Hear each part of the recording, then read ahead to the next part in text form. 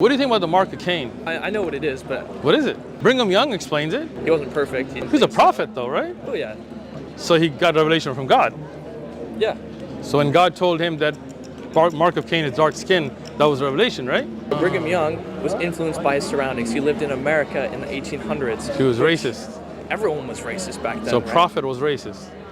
That doesn't make sense to me. You came and told me that black people are black because they're... It'd be hard for me to follow you, right? Yeah. Difficult to swallow thinking that God people with dark skin. That's why you don't see a lot of black Mormons, huh? It wasn't a ban on membership. It was a ban on receiving the priesthood. So why couldn't you be a black priest? Because it was racism. So the Mormon church was racist. Yeah, but so is every church in the Not 1800s. Muslims. No, Muslims were not racist in the 1800s. We've always had black Muslims. We've always had black Muslim scholars. We've always had black Muslim imams. And Chinese and white and brown. That's right? awesome.